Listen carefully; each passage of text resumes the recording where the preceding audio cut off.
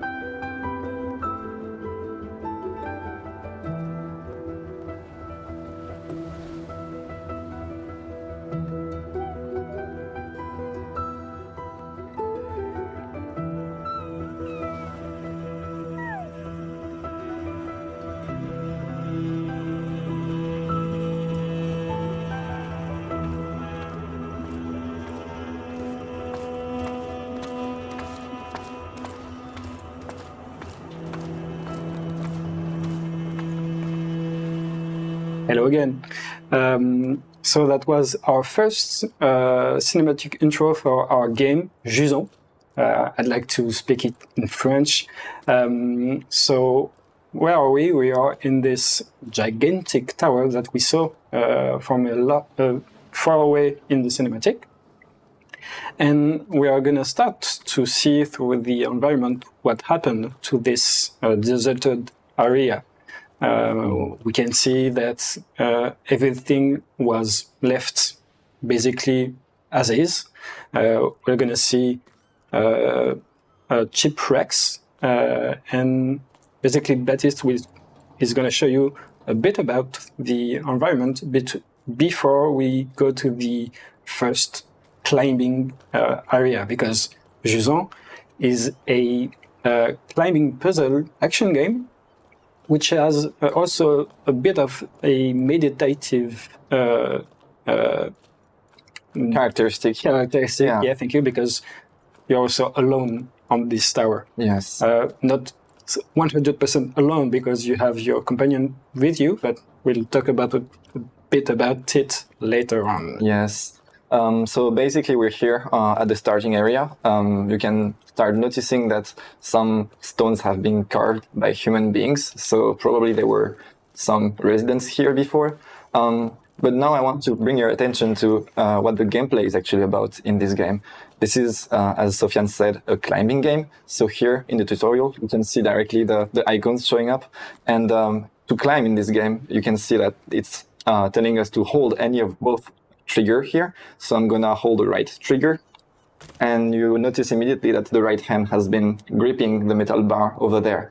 To continue that, you basically use the left stick to navigate and search for another grip, and then you hold the other one and you do it repeatedly to climb the whole climbing wall here, basically. First climbing wall. Mm-hmm. The intention or a game design for the gameplay mechanics was to have something that you felt connected to.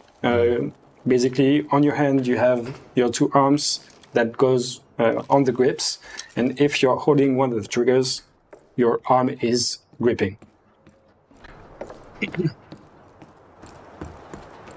You can already see some human constructions, leftovers over there. This can help us sometimes to climb above the rest of the levels, but sometimes you will need to get through natural ways to progress. Yeah, not everything is made by humans. You have to sometimes climb some big rocks that are just rocks. Mm-hmm. You can see some environmental storytelling down here. The team basically worked a lot because since we're Dontnod, we want to tell stories. And how do you tell a story in a game where there is no dialogue?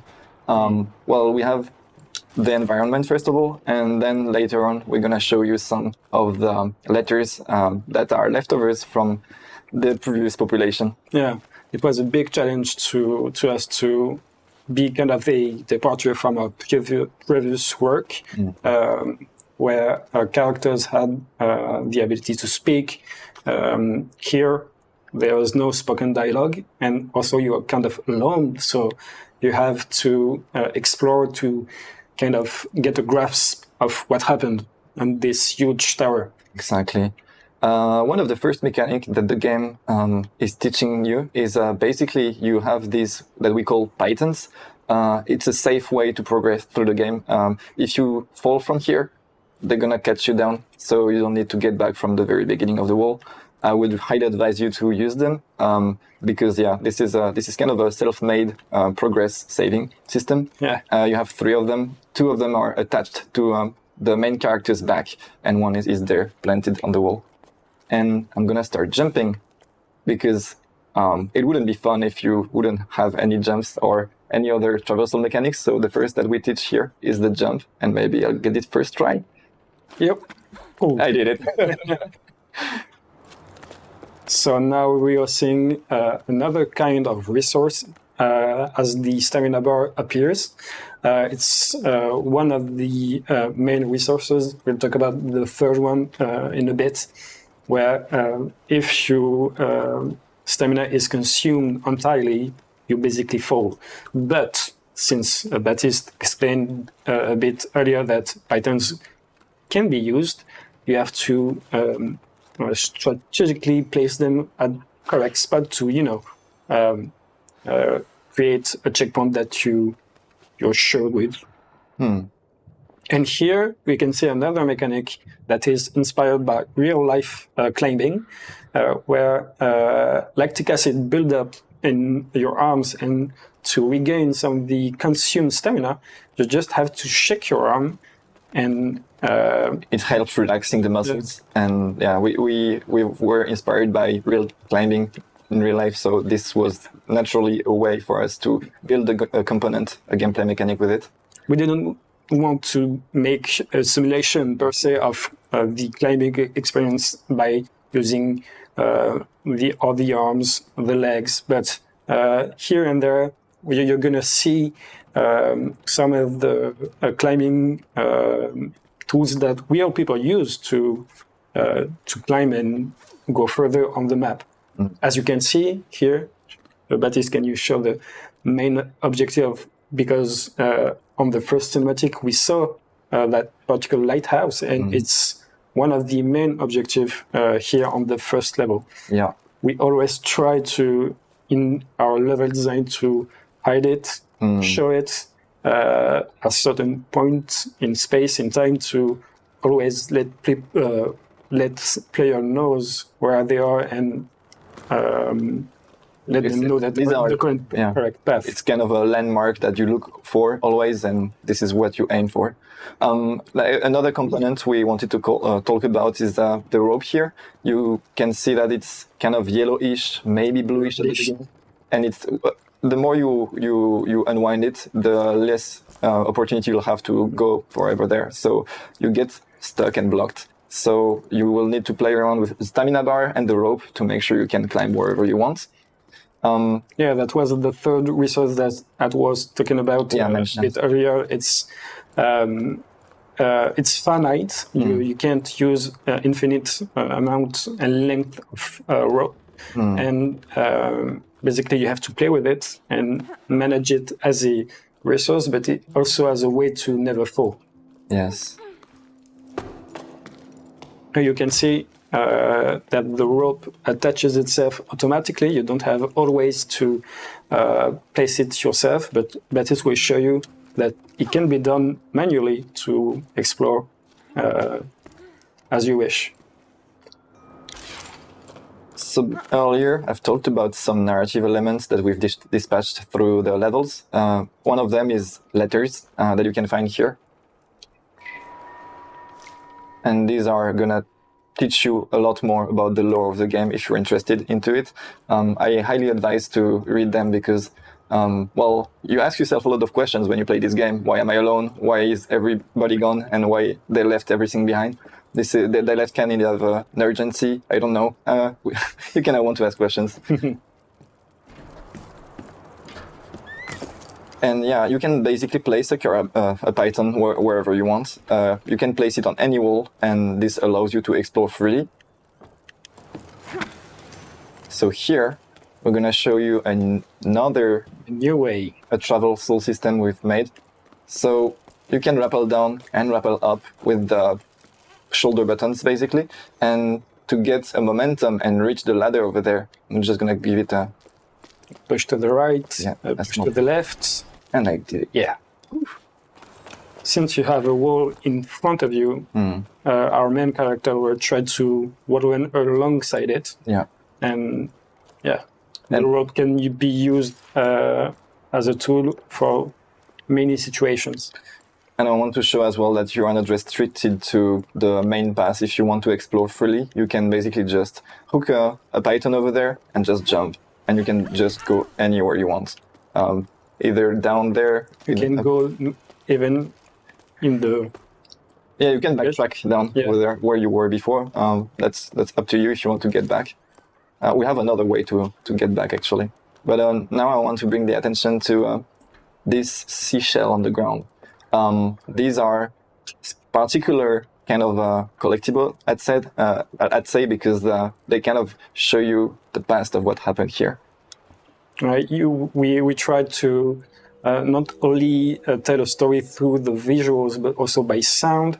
And if you pay attention to what you're hearing, you'll recognize that maybe some kids were jumping off this platform into some kind of body of water. Hopefully not from the cliff. Here you can hear that someone was doing some carving. They're beautiful because our team, our environment team is really skilled. Yeah, and it was an occasion for us to show their work, but also to tell a story and tell what happened here. And be careful, Baptiste, because if you leave, you leave and destroy the shell. It's a one-way, one-shot kind of narrative element. As opposite to the letters that you can always go back to and read. And here's a workshop. Yeah. basically because they have a lot of boats. They had to cut down a lot of trees and logs to make them. And I think it was where they did it. The vegetation already regained the parts on some of the wood here, which is interesting to give you a quick timing on how long this has been left there. Yeah, but it's not a normal kind of plant. If you pay really attention and dig a little, you find that it's maybe some plant that you don't find on Earth, but maybe at the bottom of the ocean. Yeah. On the screen, you can see right now basically one of some conversation logs that they used to use as a message system, basically in these small tubes that they sent through some pipes, probably. I don't know. Maybe that's so they use it basically the same as we do with text message nowadays, but this is physically based. Yeah. And we go for a second wall run. You can see that some people have been there before with the mark on the wall. And first try. Yeah.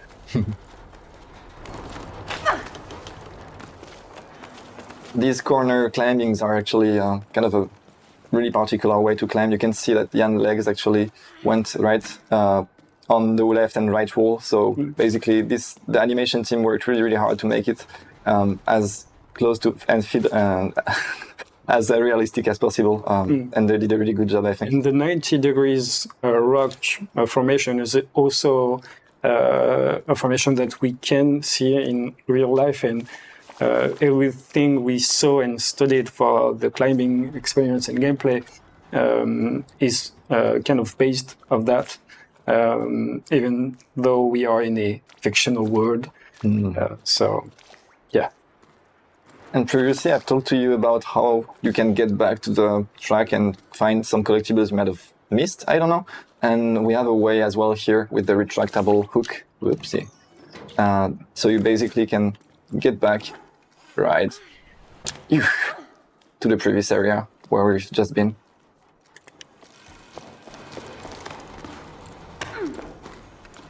So beautifully done. Isn't it? And the fauna is actually playing a big part in our game. We have a lot of different glitches, I would call them. You might have seen the crab in the introduction cutscene, but this one I never get bored of, even though I play the game every single day because I'm a QA tester. So. Here we can see that the path, not maybe the playable path, but the way people lived meant that not only you had to go up and down the front of the tower, but inside also the tower to maybe use a boat, take some fish or something that you... In the past, there was a really different life than the one we're witnessing right now. Here you can already see and kind of picture where you're going to climb. And this is something that you do in real climbing. You actually look and then plan how you're going to climb this. So I'm going to start it from here. And the beautiful notes of the piano. I love the music. Like even every single sound effects were really well done by our audio team. I really want to praise them for that. Once again, the main objective Exactly. is in front of you.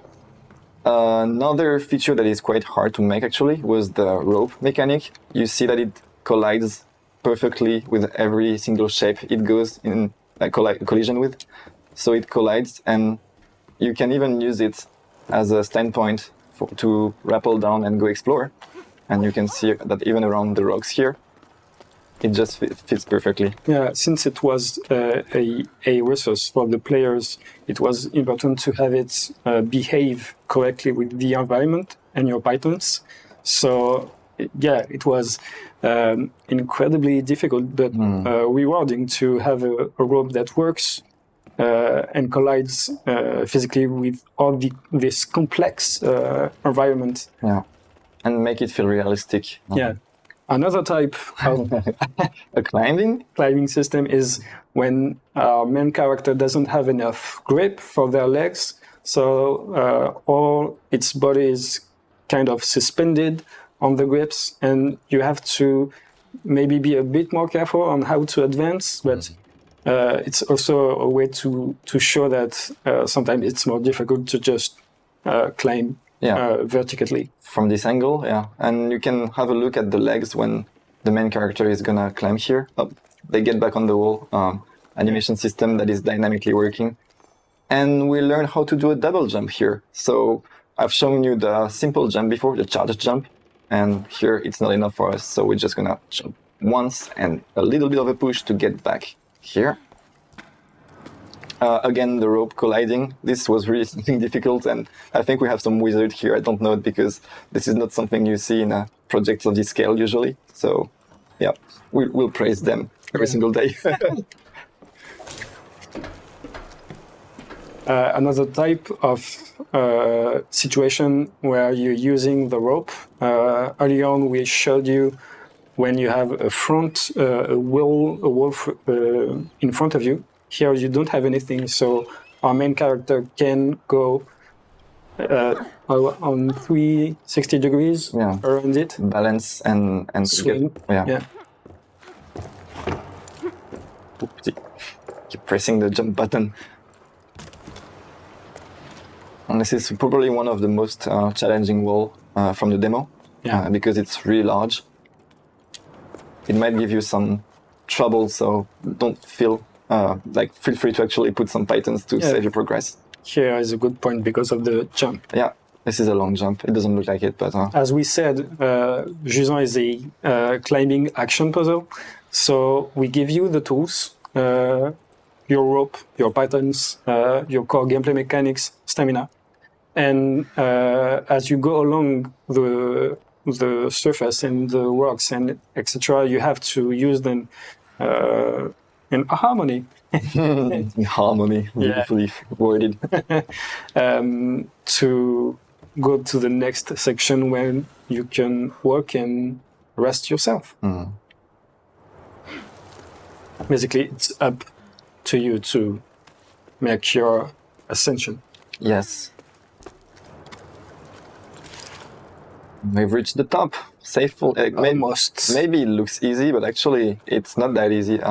If you play the demo, maybe you'll have a bit more trouble than us because we play the game every single day. So yeah, it can be really challenging, even though it doesn't look like it right here. And we've entered a big, huge cave. It's easy to learn, but hard to master. Yeah. You really want to say that? So you can see the beautiful work done by the environment team here. The intention was actually to show that everywhere where people have been, the stone is carved very smooth, and whenever you look around, you see natural rocks formations, just like here. You will recognize while exploring where to go using that, and you feel the gigantic and massive lighthouse here, kind of inspired by like brutalism. Architecture, but I'm not going to go there just yet. I just want to show you something. And as our previous work here at Dontnod, we love to make some concept art of our levels and try to match it as close as possible. So the environment team did an incredible job of doing that. We have, I think, dozens of beautifully crafted concept art that feel like they are now live on the game. Also, the different biomes and levels basically you'll get through are way different than this one. Some are very colorful, like canyons, I'd say, or more like colorful interiors. I wouldn't spoil too much, but look forward to it. And here is my favorite creature, the small lizard. I call them punk lizard because they just look very angry. Always grumpy. Always. And another letter. I'm not going to throw this one, actually. There are many of them, so we don't have the time for that. But you might have noticed this right before. if you want to talk about it. Yeah, sure. This little interaction is also inspired by real-life events. A cairn is basically a point for climbers to let other climbers know that they are in the correct path. You just have to take a rock and place it on top of all the other rocks that were placed before you. It's also kind of a way to tell people and yourself that I was here, and it was kind of my journey to get up here and go further. And it's sharing the information with other climbers that basically this is the way to the top of the mountain, or here, the tower. But I'm just gonna leave you with some good music.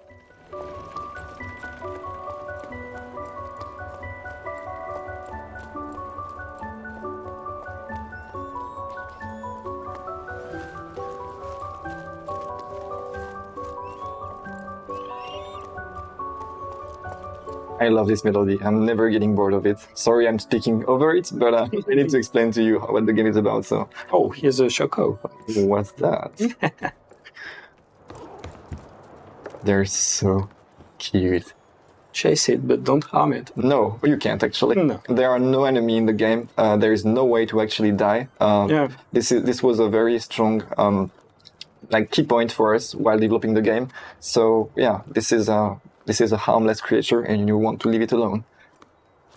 Here another letter you can find. Yeah, whatever. Let's go to the next things.